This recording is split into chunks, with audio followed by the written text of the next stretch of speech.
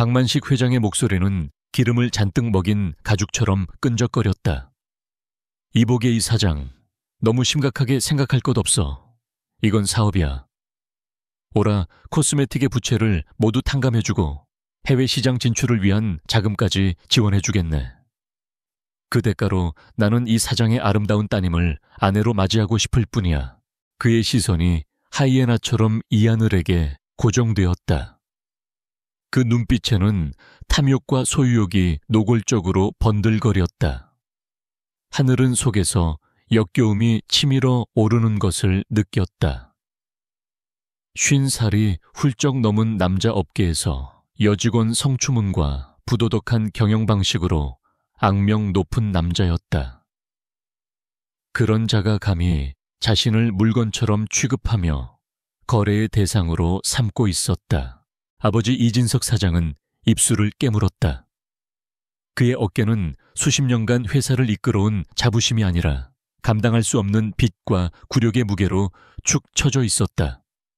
박 회장님, 그건 제 딸의 인생이 걸린 문제입니다. 인생 이봐 이 사장, 자네 회사가 무너지면 자네 딸 인생은 뭐가 달라질 것 같나. 빚더미에 올라앉아 평생을 고통 속에서 살게 될 거야. 나는 그 아이에게 부와 명예 모든 걸 줄 수 있어. 내 옆자리는 아무나 앉는 곳이 아니라고. 박만식은 시가 연기를 깊게 빨아들인 후 하늘을 향해 천천히 내뿜었다.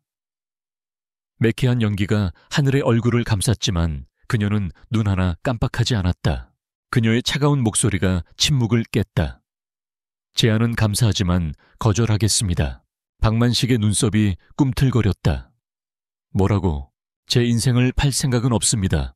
박 회장님, 아우라 코스메틱이 망하더라도 저는 제 자신을 지킬 겁니다. 하늘의 목소리는 떨림 하나 없이 단호했다. 그녀는 재능 있는 코스메틱 디자이너였다. 자신의 손으로 아우라의 베스트셀러 제품들을 만들어냈고 누구보다 회사를 사랑했다. 하지만 그 사랑이 자신을 희생해야 할 이유는 되지 못했다. 이진석 사장이 딸의 팔을 잡으며 속삭였다. 하늘아 제발. 그러나 하늘은 아버지의 손을 부드럽게 뿌리쳤다. 그녀는 자리에서 일어났다. 더 이상 드릴 말씀이 없습니다. 이만 실례하겠습니다. 박만식의 얼굴이 분노로 일그러졌다. 이 기집애가 이봐 이 사장딸 교육을 어떻게 시킨 거야. 좋아, 내 제안을 거절한 걸 땅을 치고 후회하게 만들어주지. 서울 바닥에서 자네 회사가 발붙일 곳은 없게 될 줄 알아. 그의 고함 소리를 뒤로하고 하늘은 회의실 문을 열고 나왔다. 심장이 미친 듯이 뛰었지만 이상하게도 머리는 차갑게 식어 있었다. 복도를 걷는 그녀의 구두 소리가 유난히 크게 울렸다. 건물 밖으로 나오자 차가운 밤 공기가 그녀를 덮쳤다. 방금 전까지의 긴장감이 한꺼번에 몰려와 다리가 후들거렸다. 그녀는 비틀거리며 근처 버스 정류장 의자에 주저앉았다. 아버지를 원망할 수 없었다. 평생을 바친 회사를 지키기 위해 무슨 짓이라도 하고 싶었을 것이다. 하지만 박만식 같은 인간에게 자신을 팔아넘기려는 생각까지 한 아버지에게 깊은 배신감을 느꼈다. 눈물이 핑 돌았지만 울지 않았다. 지금은 울 때가 아니었다. 어떻게든 방법을 찾아야 해. 이대로 무너질 순 없어. 그녀는 스마트폰을 꺼내 연락처를 뒤졌다. 은행 투자사 지인들. 하지만 이미 모두에게 거절당한 후였다. 박만식이 뒤에서 손을 쓴 것이 분명했다. 그는 거대한 거미줄을 쳐놓고 아우라 코스메틱이라는 먹이가 스스로 걸려들기만을 기다리고 있었다. 얼마나 지났을까? 절망감이 온몸을 휘감을 때 그녀는 무작정 일어서서 걷기 시작했다. 화려한 강남의 넌사인이 빗물에 젖은 아스팔트 위에서 어지럽게 번졌다. 발길이 닿는 대로 걷던 그녀는 어느새 한적한 골목에 위치한 작은 바 앞에 멈춰 섰다. 고요라는 간판이 희미한 불빛을 내고 있었다. 평소라면 절대 들어가지 않았을 장소였지만 오늘은 무엇에 홀린 듯 문을 열었다. 바 내부는 어둡고 조용했다. 나직한 재즈 음악이 흐르고 있었고 손님은 거의 없었다. 하늘은 가장 구석진 자리에 앉아 위스키 한 잔을 주문했다. 독한 술이 목을 타고 넘어가는 순간 뜨거운 기운이 온몸으로 퍼져나갔다. 긴장이 조금은 풀리는 듯했다. 그때 그녀의 스마트폰이 울렸다. 엄마였다. 하늘아, 괜찮니? 아빠한테 얘기 들었어. 정말 미안하다. 엄마의 목소리를 듣자 애써 참았던 눈물이 터져 나왔다. 그녀는 목소리를 낮춰 속삭였다. 엄마, 나 어떻게 해? 그 늙은이와 결혼만 하면 모든 게 해결된다는데. 하지만 난 죽어도 그렇게는 못해. 그녀의 흐느낌이 조용한 바의 공기를 갈랐다. 그녀는 주변을 의식할 경황도 없이 자신의 처지를 한탄했다. 바로 그 순간 등 뒤에서 나직하고 차분한 목소리가 들려왔다. 박만식 회장과의 결혼을 피하고 싶다면 나와 결혼하는 건 어떻습니까? 하늘은 깜짝 놀라 뒤를 돌아보았다. 한 남자가 서 있었다. 언제부터 거기에 있었는지 전혀 눈치채지 못했다.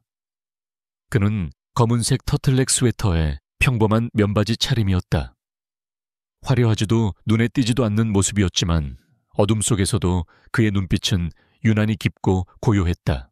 하늘은 당황스러움과 경계심이 뒤섞인 눈으로 그를 쳐다보았다. 누구세요? 제 얘기를 엿들은 건가요? 의도한 건 아니었지만 들렸습니다. 남자는 무례함에 대한 사과 대신 사실만을 담담하게 말했다. 다시 묻겠습니다. 나와 결혼할 생각이 있습니까? 어이가 없었다. 처음 보는 남자가 자신의 가장 절박한 순간에 나타나 결혼을 제안하고 있었다. 사기꾼이거나 혹은 제정신이 아니거나. 당신이 뭔데 그런 제안을 하죠? 내가 왜 당신과 결혼해야 하죠? 당신에게는 박만식을 피할 방법이 필요하고 나에게는 집안에서 강요하는 맞선을 피할 방법이 필요합니다. 서로의 필요가 일치하는군요. 남자의 설명은 군더더기 없이 간결했다. 이건 감정이 배제된 철저한 비즈니스 계약입니다. 계약 결혼이라고요. 하늘은 기가 막혔다. 드라마에서나 나올 법한 이야기가 자신의 눈앞에서 펼쳐지고 있었다. 남자는 고개를 끄덕였다. 기간은 1년. 1년 뒤에는 깨끗하게 이혼하는 겁니다. 그동안 나는 당신을 박만식으로부터 보호해주고 당신은 나를 원치 않는 결혼으로부터 자유롭게 해주는 거죠. 물론 계약 조건은 당신에게 불리하지 않게 조정할 수 있습니다. 하늘은 남자를 찬찬히 뜯어보았다. 그의 얼굴에는 어떤 감정도 읽히지 않았다. 거짓말을 하는 것 같지도 농담을 하는 것 같지도 않았다. 오직 냉철한 이성만이 느껴졌다. 이 황당한 제안 속에는 이상한 설득력이 있었다. 박만식과 결혼하는 것은 지옥으로 걸어 들어가는 것과 같았다. 그렇다면 이 낯선 남자와의 계약 결혼은 그것은 안개 속으로 뛰어드는 것과 같았다. 한 치 앞도 보이지 않는 위험한 도박이었다. 하지만 적어도 그 안에는 희망이라는 것이 존재할지도 몰랐다. 내가 당신을 어떻게 믿죠? 이름도 직업도 아무것도 모르는데. 강지훈입니다. 남자가 짧게 자신을 소개했다. 직업은 평범한 회사원입니다. 당신이 우려하는 것처럼 위험한 사람은 아닙니다. 믿음이 필요하다면 증명할 방법을 제시해도 좋습니다. 강지훈. 들어본 적 없는 이름이었다. 평범한 회사원. 그의 차분한 태도와 논리적인 말투는 그가 평범한 사람만은 아닐 것이라는 짐작을 하게 했다. 하지만 지금 하늘에게는 선택의 여지가 없었다. 지푸라기라도 잡고 싶은 심정이었다. 그녀는 술잔에 남은 위스키를 단숨에 들이켰다. 독한 알코올이 다시 한번 그녀의 식도를 태웠다. 결심이 섰다. 좋아요. 그 제안 받아들이죠. 강지훈의 눈빛에 아주 미세한 변화가 스쳐 지나갔지만 이내 원래의 고요함으로 돌아왔다. 현명한 선택입니다. 그는 품에서 작은 수첩과 펜을 꺼내 무언가를 적기 시작했다. 내일 오전 9시 강남구청 앞에서 보죠. 필요한 서류는 내가 준비하겠습니다. 당신은 신분증만 가지고 오면 됩니다. 그는 연락처가 적힌 종이를 그녀 앞에 놓아두고는 자신이 마시던 물값을 계산하고 미련 없이 발을 나섰다. 하늘은 그가 사라진 자리를 멍하니 바라보았다. 불과 1시간 전만 해도 상상할 수 없었던 일이 벌어졌다. 그녀는 내일 이름도 얼굴도 처음 본 남자와 혼인신고를 하게 될 것이다. 이것이 과연 구원일까? 아니면 더 깊은 절망의 시작일까? 하늘은 알 수 없었다. 다만 한 가지 확실한 것은 그녀가 자신의 운명을 건 거대한 도박에 모든 것을 걸었다는 사실이었다. 다음 날 아침 강남구청의 공기는 차갑고 사무적이었다. 밤새 한숨도 자지 못한 하늘은 유령처럼 창백한 얼굴로 약속 장소에 섰다. 머릿속에서는 수천 개의 만약이 맴돌았다. 만약 이 남자가 사기꾼이라면, 만약 박만식보다 더 끔찍한 인간이라면. 하지만 그녀는 이미 돌아갈 다리를 스스로 불태운 후였다. 정확히 오전 9시 강지훈이 나타났다. 어제와 같은 단정한 차림이었지만 오늘은 손에 서류 가방을 들고 있었다. 그는 하늘의 불안한 기색을 읽었는지 혹은 단순히 관심이 없는 건지 별다른 말 없이 그녀를 혼인신고 창구로 이끌었다. 필요한 부분은 다 작성해 두었습니다. 여기에 서명만 하면 됩니다. 그가 내민 서류에는 두 사람의 이름이 나란히 적혀 있었다. 강지훈 그리고 이하늘. 지극히 평범한 이름들이었지만 그 이름들이 만들어낼 법적 구속력은 결코 평범하지 않았다. 하늘은 잠시 망설이다가 이내 펜을 꽉 쥐고 자신의 이름을 적어 내려갔다. 그녀의 필체는 미세하게 떨리고 있었다.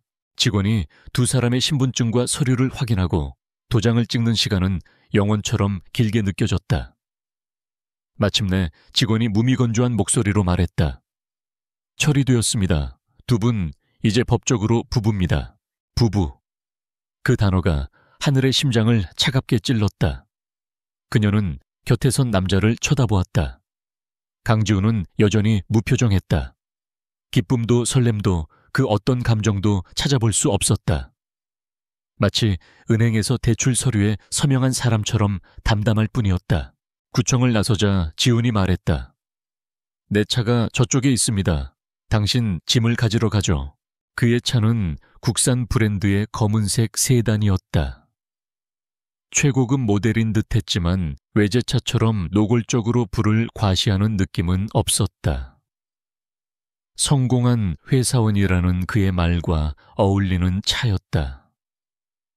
차 안은 가죽 냄새와 희미한 커피 향이 섞여 있었다. 하늘의 집에 도착했을 때 그녀의 부모님은 이미 모든 것을 알고 있었다. 아버지는 딸의 얼굴을 차마 마주보지 못했고 어머니는 눈물을 흘리며 그녀를 끌어안았다. 하늘아, 이게 무슨 일이니? 왜 이런 극단적인 선택을? 엄마 괜찮아요. 다 해결할 방법이 있어서 그런 거예요. 하늘은 애써 미소 지으며 어머니를 안심시켰다. 하지만 그녀의 눈은 곁에 서 있는 강지훈을 향해 있었다. 그는 이 모든 가족 드라마의 외부인처럼 조용히 한 걸음 물러서서 기다리고 있었다. 짐은 단출했다. 옷까지 가든 캐리어 2개와 디자인 작업에 필요한 도구들이 전부였다. 이진석 사장은 복잡한 심경으로 지훈에게 다가와 말했다. 강서방, 아니 강지훈 씨, 내 딸 부디 잘 부탁하네. 지훈은 가볍게 고개를 숙였다. 걱정하지 마십시오. 약속은 지킬 겁니다. 그의 목소리에는 어떤 약속을 말하는 것인지 명확히 하려는 듯한 비즈니스적인 뉘앙스가 담겨 있었다. 지훈의 아파트는 서울의 중심계에 위치한 최신식 오피스텔이었다. 그가 말한 평범한 집과는 거리가 멀었다. 물론 재벌가의 펜트하우스처럼 호화롭지는 않았지만 현관문을 열고 들어서는 순간 하늘은 감탄을 금치 못했다. 내부는 전문 디자이너가 손본 것처럼 완벽한 미니멀리즘을 구현하고 있었다. 회색과 흰색 검은색을 기조로 한 인테리어는 차갑지만 세련된 느낌을 주었고 통유리창 너머로는 서울의 스카이라인이 한눈에 들어왔다. 최첨단 스마트홈 시스템 빌트인으로 설치된 최고급 주방 가전 전문가용 에스프레소 머신까지. 집안의 모든 것이 그의 평범한 회사원이라는 자기소개를 비웃는 듯했다. 하지만 가장 이상한 점은 집 안에 생활감이 전혀 없다는 것이었다. 잡지 화보처럼 모든 것이 제자리에 완벽하게 정돈되어 있었고 사진 한 장, 개인적인 소품 하나 찾아볼 수 없었다. 마치 사람이 사는 집이 아니라 잘 꾸며진 모델 하우스 같았다. 지훈이 집의 구조를 설명했다. 여기가 당신이 쓸 방입니다.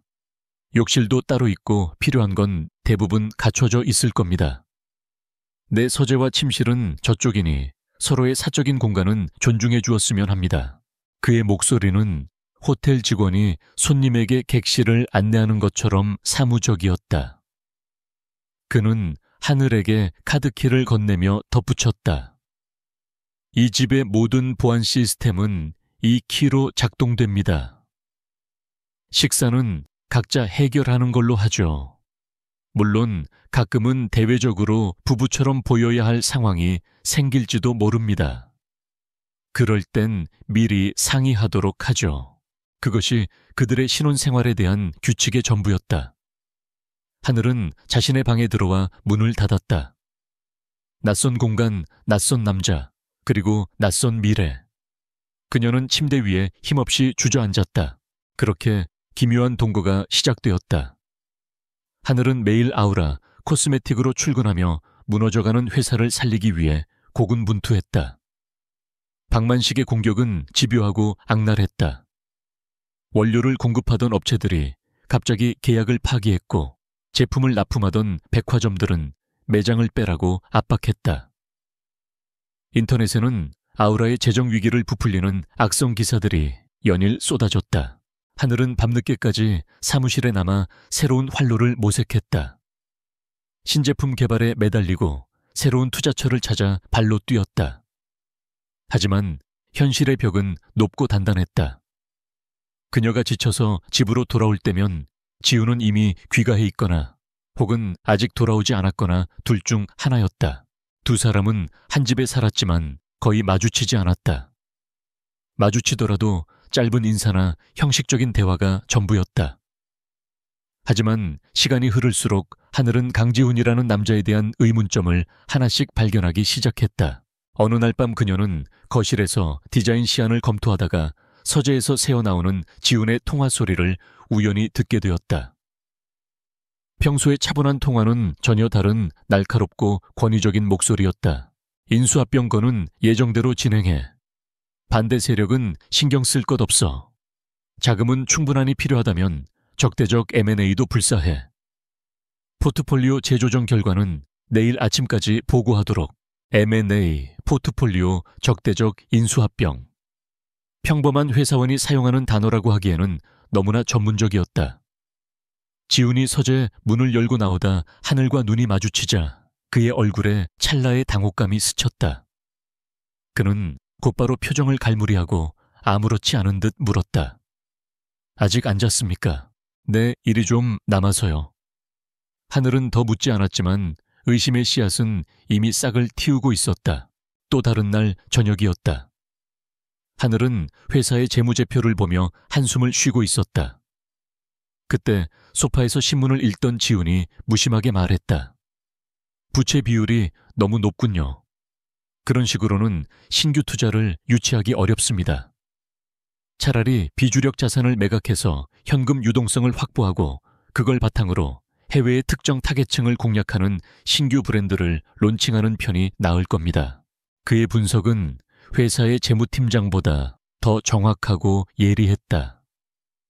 하늘이 놀라서 그를 쳐다보자 그는 어깨를 으쓱하며 말했다. 그냥 경제신문을 많이 읽어서 그렇습니다. 그의 모든 것이 미스터리였다. 입고 있는 옷들은 상표가 하나도 없었지만 원단이나 재단이 최고급이라는 것은 디자이너인 그녀의 눈에 똑똑히 보였다. 그는 출근을 한다고 나갔지만 그의 출퇴근 시간은 일정하지 않았다. 하늘은 혼란스러웠다. 이 남자의 정체는 대체 무엇일까 하지만 그 의문을 파고들기에는 회사의 상황이 너무나 위급했다. 결국 최악의 사태가 터지고 말았다. 아우라 코스메틱의 유일한 희망이었던 유럽의 대형 유통업체 코스모글로벌이 갑작스럽게 계약 해지를 통보해온 것이다. 표면적인 이유는 아우라의 재정 불안정이었지만 그 배후에 박만식의 입김이 작용했다는 것은 불보듯 뻔했다. 그 소식을 들은 날 하늘은 망연자실했다. 이제 정말 끝이었다. 그녀가 벌인 위험한 도박은 결국 실패로 끝나는 듯했다. 그날 밤 그녀는 텅 빈 거실에 앉아있는 지훈에게 다가갔다. 목소리는 절망으로 가득 차 있었다. 다 끝났어요. 박 회장이 이겼어요. 지훈은 읽고 있던 책을 내려놓고 그녀를 바라보았다. 그의 고요한 눈동자가 처음으로 세차게 흔들리는 것을 하늘은 보았다. 그 눈빛에는 동정도 연민도 아니었다. 마치 흥미로운 체스 경기를 지켜보는 듯한 혹은 무언가를 계산하는 듯한 복잡한 빛이 담겨 있었다. 그는 잠시 침묵하다가 나직하지만 힘있는 목소리로 말했다. 아직 끝나지 않았습니다. 강지훈의 아직 끝나지 않았습니다라는 말은 공허한 메아리처럼 흩어졌다. 하늘은 그 말을 위로로 받아들일 수 없었다. 현실은 냉혹했고 그녀의 눈앞에서 아우라 코스메틱은 서서히 침몰하고 있었다. 코스모글로벌과의 계약 해지 소식은 금융가의 치명적인 전염병처럼 퍼져나갔다. 다음 날 아침 회사의 주가는 개장과 동시에 폭락하기 시작했다. 투자자들은 공포에 질려 주식을 내다 팔았고 화면에 표시된 파란색 화살표는 멈출 기미를 보이지 않았다. 채권단은 회사로 몰려와 상환을 독촉했고 복되는 직원들의 불안한 수군거림과 아버지의 고통스러운 한숨소리만이 가득했다. 이진석 사장은 하룻밤 사이에 10년은 늙어버린 듯 했다. 그는 쉴 새 없이 전화를 돌리며 마지막 남은 인맥까지 총동원해 도움을 청했지만 돌아오는 대답은 차가운 거절뿐이었다. 모두가 박만식 회장의 눈치를 보고 있었다. 아무도 감히 그의 심기를 거스르면서까지 침몰하는 배에 올라타려 하지 않았다. 하늘은 디자인실에 틀어박혀 필사적으로 일에 매달렸다. 현실을 외면하고 싶은 마음과 이 상황에서도 디자이너로서의 책임을 다해야 한다는 마음이 뒤섞여 그녀를 채찍질했다. 그녀의 손에서 수많은 디자인 시안이 탄생했지만 회사가 사라진다면 이 모든 것은 휴지 조각에 불과했다. 한편 일신그룹의 회장실에서 박만식은 이 모든 상황을 여유롭게 관망하고 있었다. 그는 최고급 와인을 음미하며 주식 시황판에 떠있는 아우라 코스메틱의 주가 그래프를 흡족하게 바라보았다. 그래프는 절벽에서 떨어지듯 수직으로 곤두박질치고 있었다. 아주 볼만하군. 그가 비열하게 웃었다. 감히 내 제안을 거절한 대가가 어떤 것인지 똑똑히 보여줘야지. 그는 비서에게 명령했다. 김 비서, 지금 즉시 우리 쪽 자금 운용팀에 연락해 아우라 코스메틱의 주식이 바닥을 치는 대로 시장에 풀린 물량을 전부 매집하라고 해. 단 한 주도 남김없이. 이사회 의결권을 확보하고 경영권을 뺏어오는데 며칠이나 걸리겠나. 자금력으로 밀어붙이면 사흘이면 충분할 것 같습니다, 회장님. 조하, 그 오만방자한 계집애가 자기 아비와 함께 회사에서 쫓겨나며 우는 얼굴을 내 눈으로 직접 봐야겠어. 박만식의 눈이 탐욕과 복수심으로 번들거렸다. 이것은 단순한 기업 사냥이 아니었다. 자신의 소유욕을 거절한 여자에 대한 잔인한 인격 파괴 행위였다. 아우라 코스메틱의 사무실은 그야말로 초상집 분위기였다. 모두가 숨을 죽인 채 주식 시황판만 쳐다보고 있었다. 박만식의 세력이 본격적으로 움직이기 시작하자 가뜩이나 낮았던 주가는 날개 없이 추락했다. 대량의 매도 주문이 쏟아져 나오며 주가는 휴지 조각이 되기 직전이었다. 이진석 사장은 두 손으로 얼굴을 감싼 채 괴로워했다. 하늘은 차마 그 광경을 더는 지켜볼 수 없어 눈을 감아버렸다. 모든 것이 끝났다고 생각한 바로 그 순간이었다. 재무팀 직원의 입에서 믿을 수 없다는 듯한 탄성이 터져 나왔다. 저것 좀 보십시오. 하늘이 번쩍 눈을 떴다. 시황판에 믿을 수 없는 광경이 펼쳐지고 있었다. 누군가 엄청난 양의 매수 주문을 쏟아내고 있었다. 그것도 시장가로. 박만식 측에서 내놓는 모든 물량을 거대한 진공청소기처럼 빨아들이고 있었다. 잠깐 사이에 수십만 주, 수백만 주가 거래되었다. 사무실의 모든 사람들이 얼어붙었다.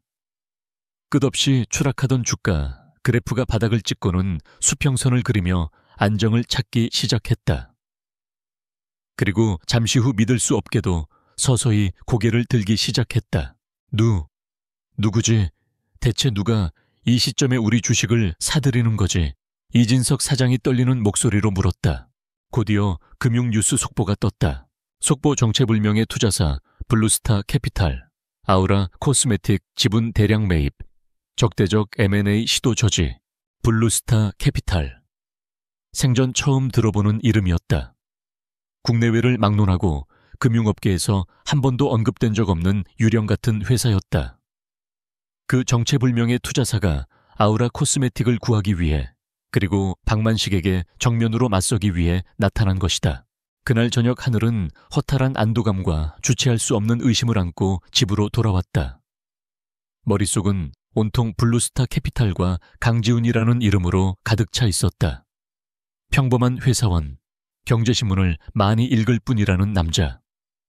하지만 이 모든 기묘한 우연의 중심에 그가 있었다.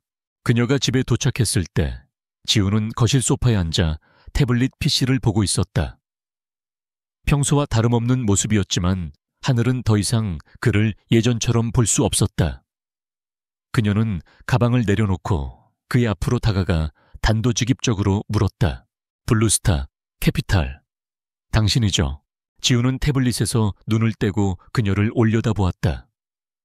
그의 표정에는 놀라는 기색조차 없었다. 오히려 희미한 미소마저 감도는 듯했다.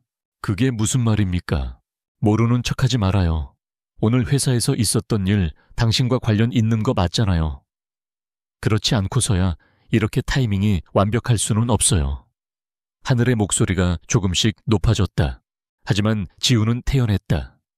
그는 태블릿 화면을 끄고 테이블 위에 내려놓으며 차분하게 말했다. 이하늘 씨, 나는 평범한 회사원입니다.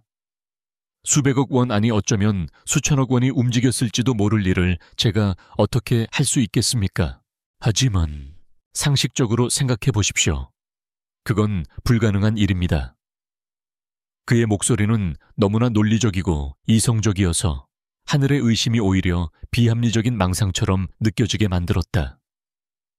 아마 이진석 사장님의 오랜 지인 중 한 분이 남몰래 도와주셨거나 혹은 박만식 회장의 경쟁사가 그의 확장을 견제하기 위해 개입했을 수도 있겠죠. 세상에는 우리가 모르는 일들이 얼마든지 일어납니다. 그의 부인은 너무나 완벽했다. 하늘은 할 말을 잃었다. 그가 하는 말은 모두 이치에 맞았다. 자신이 너무 절박한 나머지 곁에 있는 유일한 사람에게서 불가능한 희망을 찾으려고 했던 것일지도 몰랐다. 그런가요? 너무 깊게 생각하지 마십시오. 중요한 건 회사가 위기를 넘겼다는 사실이니까. 지훈은 자리에서 일어나 서재로 향하며 말했다. 피곤할 텐데 이만 쉬는 게 좋겠습니다. 하늘은 혼자 거실에 남아 그의 뒷모습을 멍하니 바라보았다. 그의 말이 맞을지도 모른다. 하지만 그녀의 마음속 깊은 곳에서는 직감이 속삭이고 있었다. 저 남자가 무언가를 숨기고 있다고. 아주 거대한 비밀을. 같은 시각 박만식 회장은 자신의 사무실에서 불같이 화를 내고 있었다. 값비싼 크리스탈 잿더리가 바닥에 부딪혀 산산조각 났다. 블루스타, 캐피탈 듣도 보도 못한 놈들이 대체 어디서 튀어나온 거야. 그의 부하 직원들은 고개를 숙인 채 숨도 제대로 쉬지 못했다. 다 잡았던 사냥감을 눈앞에서 놓친 사냥꾼의 분노는 극에 달해 있었다. 회장님 알아본 바로는 페이퍼 컴퍼니인 것 같습니다. 자금의 출처를 추적하기가 매우 어렵습니다. 어렵다고 이 세상에 안 되는 게 어디 있어. 박만식은 책상을 주먹으로 내리쳤다. 이것은 단순한 사업적 실패가 아니었다. 자신의 권위에 대한 정면 도전이었다. 그는 이 보이지 않는 적에게 참을 수 없는 모욕감을 느꼈다. 당장 모든 수단을 동원해 블루스타 캐피탈 그놈들이 누구든 뼈까지 샅샅이 파헤쳐. 그리고 그의 눈이 번뜩였다. 이한을 그 계집, 갑자기 나타난 그 남편이라는 놈은 대체 뭐하는 놈인지도 알아봐. 평범한 회사원이라고 세상에 이렇게 절묘한 우연은 없어. 그놈의 뒤도 샅샅이 캐내 박만식의 서슬퍼런 명령이 떨어졌다. 아우라 코스메틱을 향했던 그의 칼날은 이제 그 방향을 바꾸어 정체불명의 구원자와 그 구원자의 아내 그리고 그녀의 미스터리한 남편을 향하고 있었다. 폭풍은 잠시 멎은 것이 아니었다. 더 거대한 폭풍을 몰고 오기 위한 전주곡에 불과했다. 블루스타 캐피탈의 등장은 아슬아슬한 평화를 가져왔다. 아우라 코스메틱의 주가는 안정되었고 박만식 회장의 공공연한 공격도 잠시 소강 상태에 들어갔다. 하지만 회사 내부의 불안감은 여전했다. 보이지 않는 구원자의 선의가 언제까지 계속될지 아무도 몰랐기 때문이다. 회사의 홍보팀은 이 위기를 타개하고 투자자들의 신뢰를 회복하기 위한 방안으로 이하늘의 대외 활동을 제안했다. 창업주의 딸이자 회사의 핵심인 크리에이티브 디렉터로서 그녀가 직접 대중 앞에 나서 건재함을 보여줘야 한다는 것이었다. 그리고 그 무대로 대한민국 재계의 거물들이 총출동하는 SBC 재단 자선 갈라만큼 완벽한 곳은 없었다. 하늘은 그 제안이 탐탁지 않았다. 가면을 쓴 사람들이 모여 가식적인 웃음을 나누는 위선의 장. 그곳에 분명 박만식도 있을 터였다. 하지만 그녀는 회사를 위해 개인적인 감정을 누르고 참석을 결정했다. 갈라가 열리는 날 저녁 하늘은 자신의 방에서 외출 준비를 했다. 그녀가 선택한 드레스는 화려하진 않지만 우아하고 지적인 분위기를 풍기는 짙은 남색 실크 드레스였다. 과도한 장식은 배제하고 오직 완벽한 재단과 고급스러운 소재만으로 승부하는 디자이너로서의 그녀 자신을 닮은 옷이었다. 그녀가 막 방을 나서려 할 때 거실 소파에서 책을 읽고 있던 강지훈과 마주쳤다. 그는 잠시 책에서 눈을 떼고 드레스 차림의 그녀를 조용히 응시했다. 평소의 무심함과는 다른 조금 더 깊은 시선이었다. 잘 어울립니다. 그의 예고 없는 칭찬에 하늘은 순간 당황했다. 그와 함께 산 지 몇 주가 지났지만 이런 사적인 대화는 처음이었다. 고마워요. 일이 있어서 잠시 다녀올게요. SBC 재단 갈라지 않습니까? 그가 무심하게 덧붙였다. 하늘이 놀라 그를 쳐다보았다. 어떻게 알았어요? 오늘 밤 서울의 모든 비즈니스맨들이 향하는 곳이니까. 그는 다시 책으로 시선을 돌리며 말했다.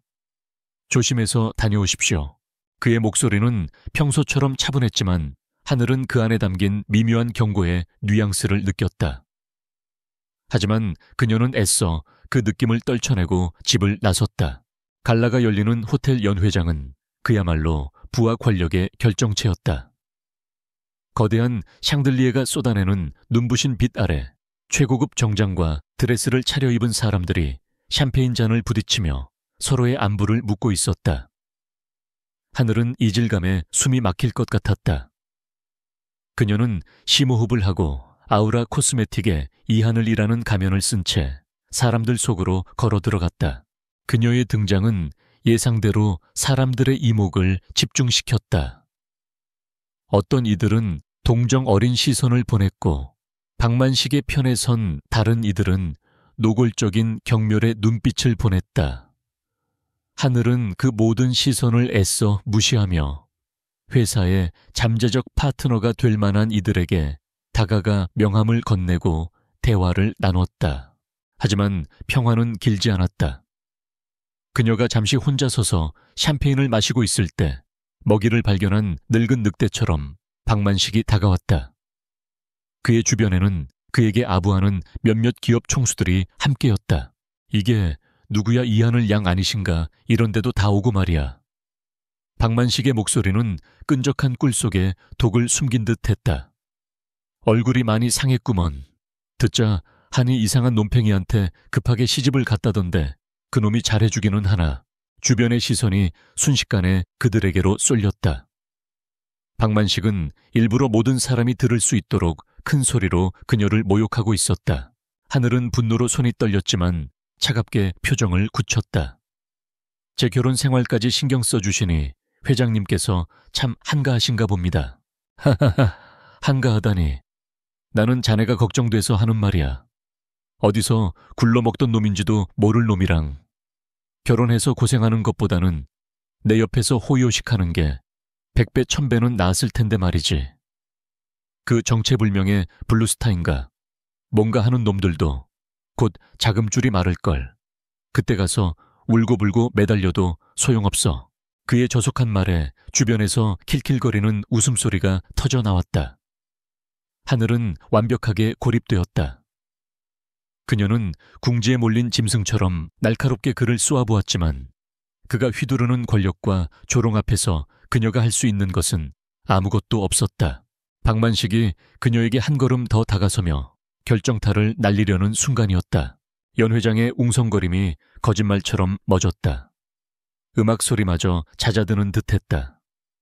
모든 사람들의 시선이 연 회장 입구 한 곳으로 쏠리고 있었다. 그곳에는 한 무리의 남자들이 서 있었다. 그리고 그 중심에는 한치의 오차도 없이 완벽하게 재단된 턱시도를 입은 강지훈이 있었다. 그는 더 이상 하늘이 알던 평범한 회사원 강지훈이 아니었다.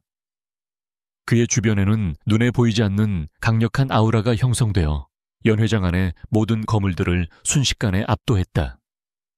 그는 아무 말도 하지 않았지만 그의 존재감만으로도 공기의 흐름이 바뀌고 있었다. 사람들 사이에서 경악과 경외가 뒤섞인 속삭임이 터져 나왔다.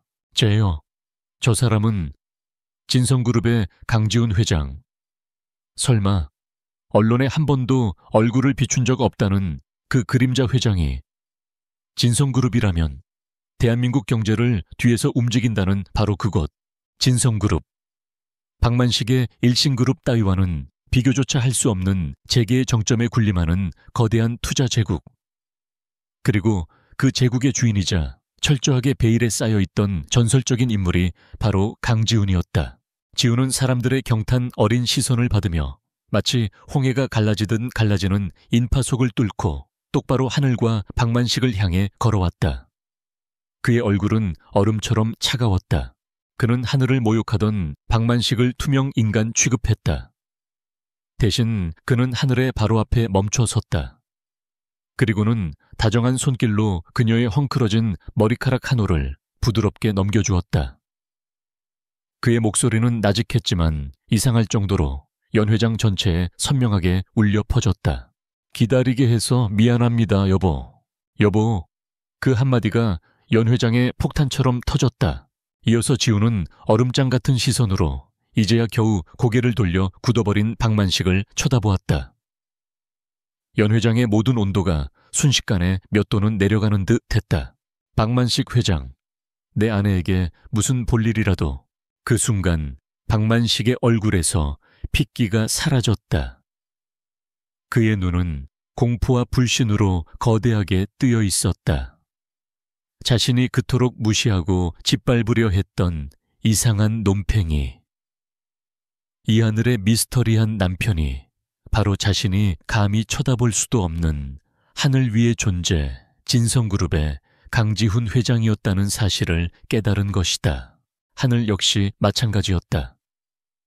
그녀는 자신의 눈앞에서 벌어지는 이 비현실적인 광경을 믿을 수 없다는 듯 충격과 혼란에 빠진 눈으로 자신을 아내라고 부른 남자 강지훈을 바라보고 있었다. 연 회장의 시간은 얼어붙은 듯 했다.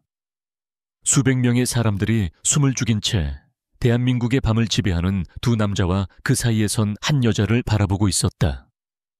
한 명은 공포로 하얗게 질려 있었고 다른 한 명은 얼음 같은 분노를 내뿜고 있었다. 박만식은 사냥꾼 앞에서 발가벗겨진 사냥감처럼 벌벌 떨었다. 그는 간신히 허리를 굽혀 꼴사납게 사과를 중걸거렸다. 죄송합니다, 강 회장님. 저는 두 분의 관계를 전혀 몰랐습니다. 크나큰 실수를. 강지훈은 대답할 가치도 없다는 듯 그에게서 시선을 거두었다. 그 싸늘한 무시가 박만식에게는 그 어떤 질책보다 더 큰 모욕이자 공포였다. 지우는 충격으로 굳어있는 하늘의 어깨를 부드럽게 감쌌다. 갑시다. 그는 경외와 두려움이 뒤섞인 사람들의 시선을 가르며 하늘을 데리고 연회장을 빠져나왔다. 호텔 로비를 지나 주차장으로 가는 내내 두 사람 사이에는 침묵만이 흘렀다. 하지만 그 침묵 속에는 수만 개의 질문과 감정들이 폭풍처럼 휘몰아치고 있었다. 채 올라타자마자 하늘은 더 이상 참을 수 없다는 듯 입을 열었다. 그러나 목소리는 나오지 않고 입술만 파르르 떨렸다. 지훈이 운전하는 내내 그녀는 창밖의 야경을 바라보며 머릿속을 정리하려 애썼다. 평범한 회사원 계약, 결혼 블루스타 캐피탈, 그리고 진성그룹의 회장. 흩어져 있던 퍼즐 조각들이 하나의 거대한 그림으로 맞춰지면서 그녀는 자신이 거대한 기만극의 주인공이었다는 사실을 깨달았다. 아파트에 도착하자마자 문이 닫히는 소리와 함께 하늘에 억눌렸던 감정이 폭발했다. 진성그룹 회장, 평범한 회사원이라면서요. 그녀의 목소리는 분노와 배신감으로 격렬하게 떨리고 있었다. 대체 언제까지 날 속일 생각이었어요? 아니, 처음부터 모든 게 당신 계획이었던 거죠. 지우는 턱시도 재킷을 벗어 소파에 던졌다. 그는 변명하거나 그녀의 분노를 피하지 않았다. 그저 묵묵히 그녀의 모든 말을 받아내고 있었다. 블루스타 캐피탈도 당신이었군요. 내 절망, 우리 가족의 고통, 그 모든 걸 뒤에서 지켜보면서 즐기고 있었던 건가요? 꼭 그렇게까지 해야 했어요. 하늘의 눈에 눈물이 고였다. 구원받았다는 안도감보다 철저히 농락당했다는 치욕감이 더 컸다. 날 구한 게 아니라 당신의 거대한 게임에 나를 체스말로 이용한 거잖아요. 그녀의 격한 비난이 끝나자 지훈이 마침내 입을 열었다. 그의 목소리는 낮고 차분했지만 그 안에는 깊은 피로감이 섞여 있었다. 속일 생각은 없었습니다. 다만 말할 수 없었을 뿐입니다. 말할 수 없었다고요. 하늘이 기가 막히다는 듯 되물었다. 네, 지훈은 그녀의 눈을 똑바로 마주 보았다. 처음 당신에게 계약 결혼을 제안했을 때 내 상황 역시 진심이었습니다. 집안에서는 부패한 정치인의 딸과 나를 억지로 엮으려 하고 있었고 나는 그 정략 결혼에서 벗어날 탈출구가 필요했습니다.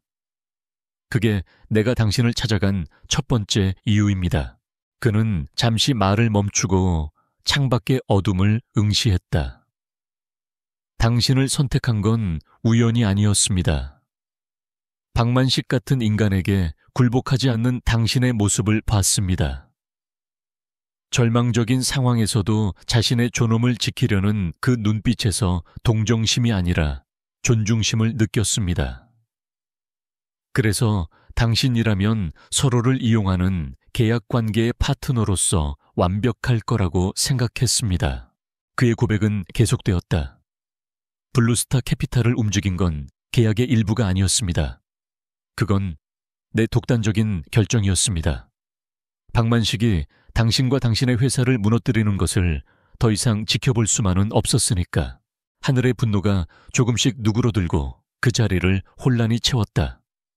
왜요? 계약일 뿐이라면서요. 우리 회사가 망하든 말든 당신과는 상관없는 일이잖아요. 바로 그 순간 지훈의 철벽 같던 표정에 처음으로 균열이 일어났다. 그의 눈빛이 복잡하게 흔들렸다. 처음에는 계약일 뿐이었습니다. 하지만 당신이 회사를 위해 싸우는 모습을, 밤을 새워가며 디자인에 몰두하는 모습을, 힘든 상황에서도 결코 꺾이지 않는 모습을 지켜보면서 나도 모르게 감정이 생기기 시작했습니다. 이건 계약서에 없던 내 실수입니다. 그의 고백은 열정적인 사랑 고백은 아니었지만 그 어떤 말보다 더 진솔하게 하늘의 마음에 파고들었다. 그는 자신의 감정을 실수라고 표현했다.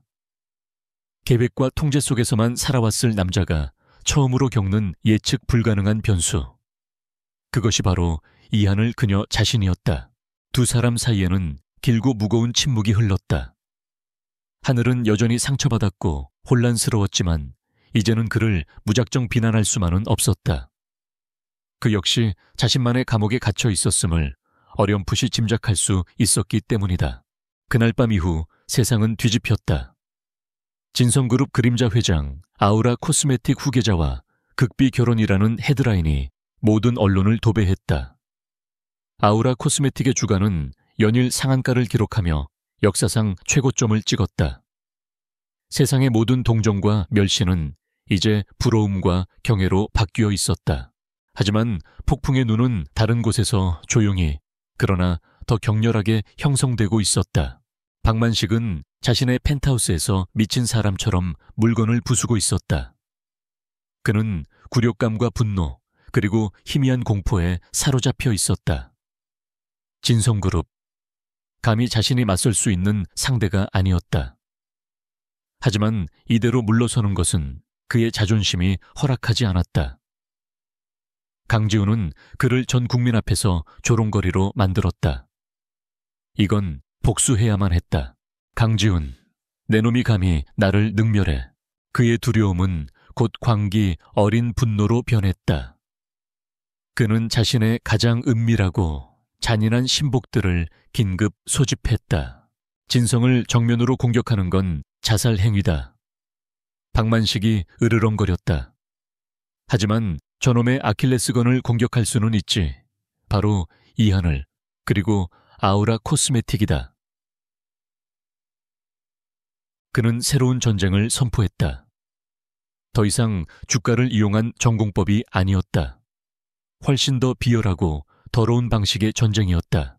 아우라 제품에 치명적인 유해물질이 들어있다는 루머를 퍼뜨려 내부 연구원 몇 놈을 돈으로 매수해서 거짓 증언을 하게 만들어 식약처 공무원에게 뇌물을 먹여서라도 공식적인 조사가 들어가게 해 언론을 이용해서 아우라를 소비자의 건강을 위협하는 악덕 기업으로 만들어버려.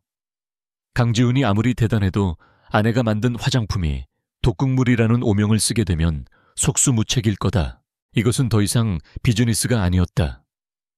한 남자의 자존심을 건 모든 것을 파괴하려는 개인적인 원한이었다. 그날 밤 하늘과 지훈은 나란히 거실 소파에 앉아 뉴스를 보고 있었다. 어색한 평화가 두 사람 사이에 감돌았다. 그때 긴급 속보가 화면에 떴다. 속보 유명 화장품 기업 아우라 주력 제품에서 기준치 초과하는 유해물질 검출 논란. 앵커의 목소리가 날카롭게 두 사람의 귀에 박혔다. 이제 막 시작된 익명의 제보. 하지만 그것이 박만식이 쏘아올린 첫 번째 신호탄임을 두 사람은 직감했다. 하늘의 얼굴이 하얗게 굳었다. 지훈의 표정 역시 싸늘하게 가라앉았다. 그들의 짧았던 감정적 교류는 끝났다. 지훈이 나직하게 말했다. 그의 목소리에는 이제 막 시작된 거대한 전쟁을 직감한 지휘관의 냉철함이 서려 있었다. 전쟁이 시작됐군요. 박만식의 공격은 예상보다 훨씬 더 교묘하고 잔인했다. 단순한 루머가 아니었다. 그는 돈으로 매수한 연구원과 조작된 실험 데이터를 이용해 마치 아우라 코스메틱이 오랫동안 소비자들을 속여온 것처럼 완벽한 시나리오를 만들어냈다. 언론은 기다렸다는 듯이 그 자극적인 이야기를 대서특필했고 대중의 분노는 순식간에 들불처럼 번져나갔다. 아우라 코스메틱의 본사 앞에는 연일 시위대가 몰려들었고 제품 불매 운동이 전국적으로 확산되었다. 회사의 주가는 다시 폭락하기 시작했고 이번에는 블루스타 캐피탈조차 손을 쓸 수 없는 신뢰의 문제였다. 그날 밤 아파트의 공기는 얼음장처럼 차가웠다. 하늘은 TV뉴스에서 자사의 제품이 국민 건강을 위협하는 독극물처럼 매도되는 것을 보며 참을 수 없는 모멸감에 몸을 떨었다. 분노와 무력감이 그녀를 집어삼키려 할 때 지훈이 그녀의 옆에 조용히 앉았다. 이건 단순한 기업 공격이 아닙니다. 대중의 공포심을 이용한 심리전이죠. 그의 목소리는 냉철한 분석가의 그것이었다. 박만식은 진성그룹의 자금력으로는 해결할 수 없는 문제를 만든 겁니다. 신뢰는 돈으로 살 수 없으니까요. 그는 리모컨으로 TV를 껐다. 그리고 하늘을 향해 몸을 돌렸다. 그의 눈에는 그 어떤 동요도 없었다. 오직 거대한 적을 앞둔 장수의 결의만이 가득했다. 이하늘 씨, 이건 더 이상 당신 혼자의 싸움이 아닙니다. 박만식은 당신을 공격함으로써 나를 공격한 겁니다. 그러니 이제 이건 우리의 싸움입니다. 그의 말에 하늘은 고개를 들었다. 당신이 필요합니다. 지훈이 말을 이었다. 아우라 코스메틱의 내부 사정과 화장품 산업의 생리, 그리고 박만식이라는 인간의 약점에 대해 나보다 더 잘 아는 사람은 없으니까요. 당신은 더 이상 보호받아야 할 피해자가 아닙니다. 나와 함께 이 전쟁을 지휘할 파트너입니다. 처음으로 그는 그녀를 동등한 존재로 인정하고 있었다. 그의 눈빛은 그녀의 전문성과 능력을 신뢰하고 있었다. 그 순간 하늘의 마음속을 휘감던 모든 무력감과 절망감이 눈 녹듯 사라졌다. 그 자리에는 차가운 분노와 뜨거운 투지가 피어올랐다. 좋아요. 그녀가 결연한 목소리로 말했다. 우리의 싸움 같이 하죠. 그들의 계약 결혼은 그 순간 진정한 전략적 동맹으로 거듭났다. 다음 날부터 지훈의 아파트는 거대한 전쟁지휘 본부로 변모했다. 이전까지 굳게 닫혀있던 그의 서재 문이 열렸다.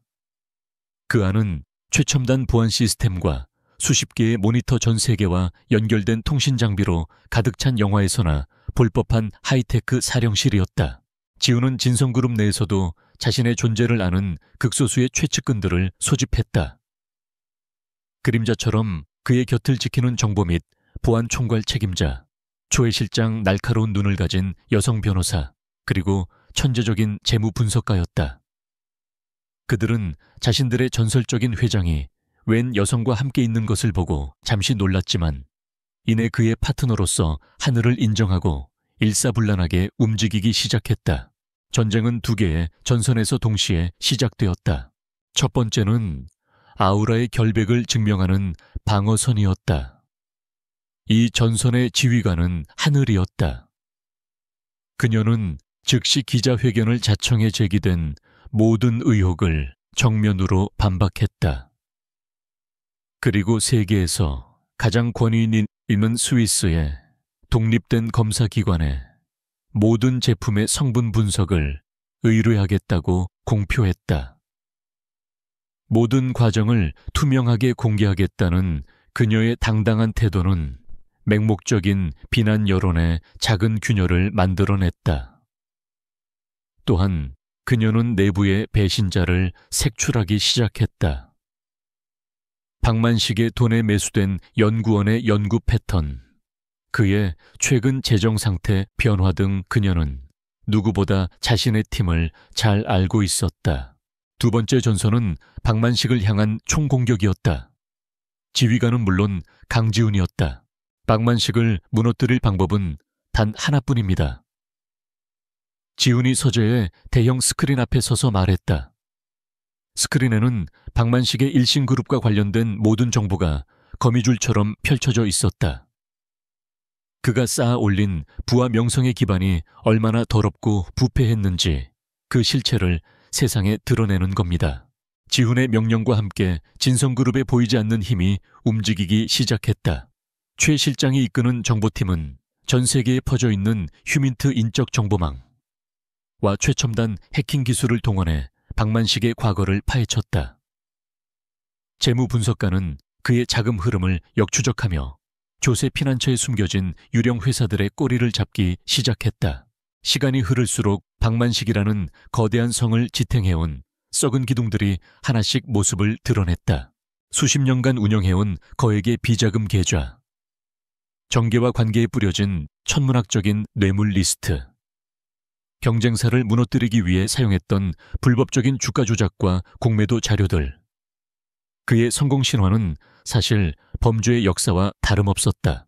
하지만 결정적인 증거, 즉 이 모든 것을 하나로 꿰뚫을 수 있는 스모킹건이 부족했다. 박만식은 교활한 늙은 여우처럼 자신의 꼬리를 철저히 숨기고 있었다. 한편 박만식의 흑색 선전은 점점 더 극으로 치닫고 있었다.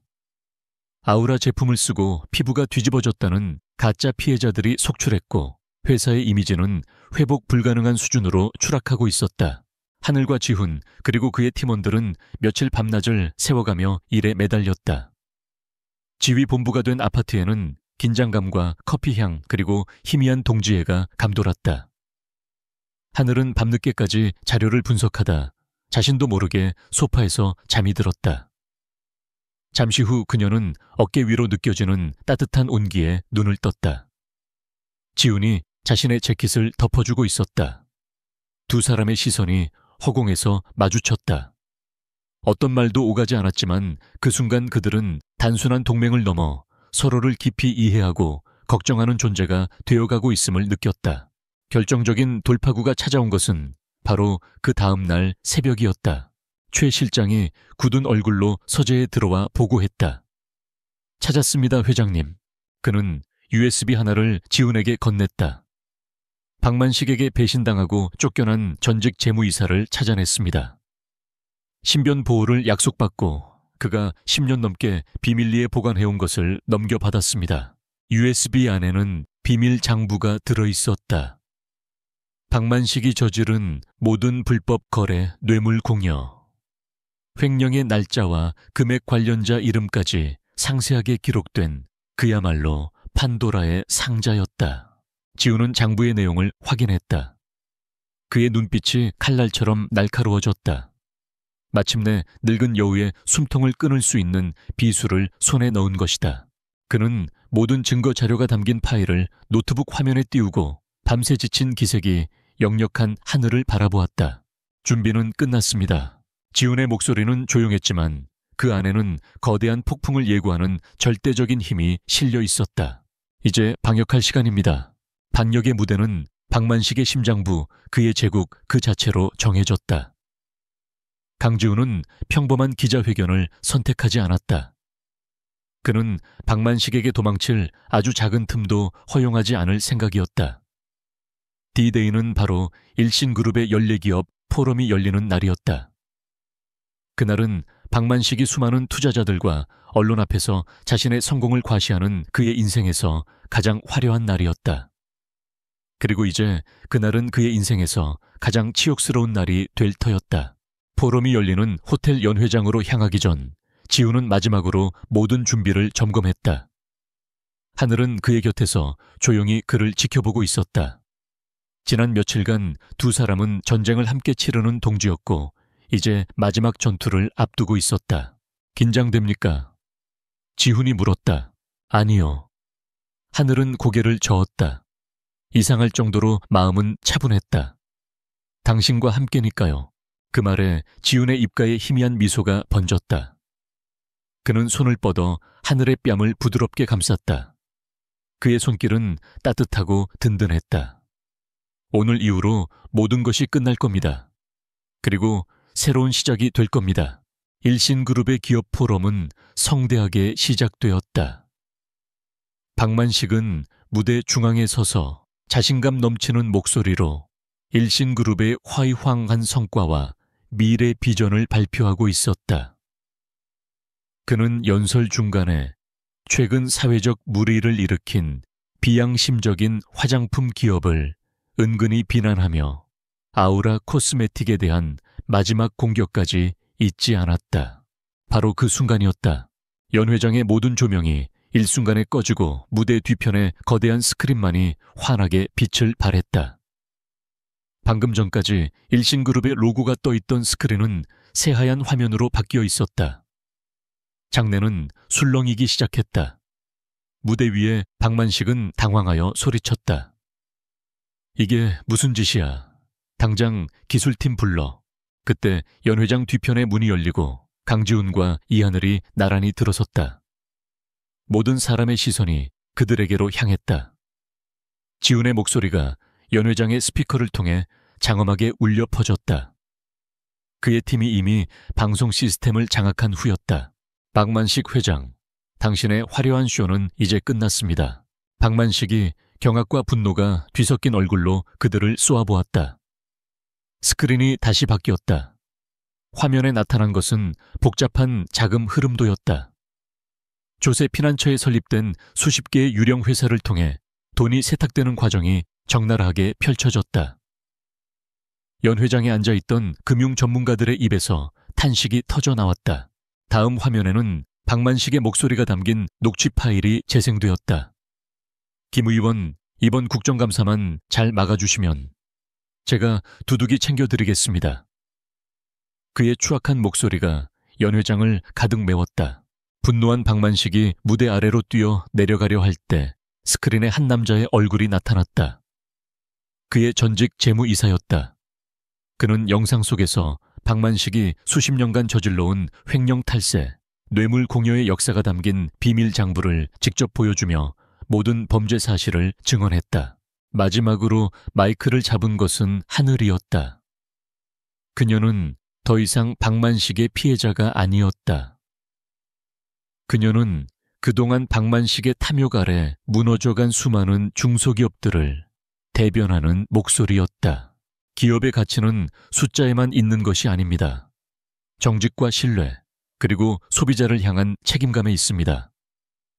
박만식 회장 당신은 오늘 돈으로 쌓아 올린 당신의 성이 얼마나 허무하게 무너지는지 똑똑히 보게 될 것입니다.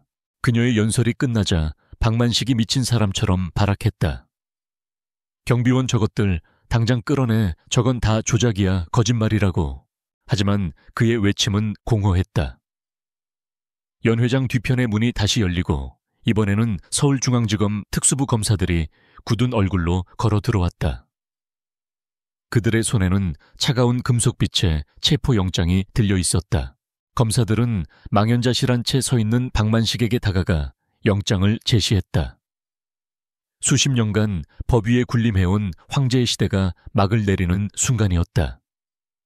수많은 카메라 플래시 속에서 그는 힘없이 수갑을 차고 끌려나갔다. 그의 거대한 제국은 생중계 카메라 앞에서 단 몇 분 만에 먼지처럼 허물어졌다. 몇 주 후 세상은 완전히 달라져 있었다. 박만식은 구속된 채 재판을 기다리고 있었고 그의 범죄 사실이 연일 언론에 폭로되면서 일신그룹은 해체 위기에 놓였다.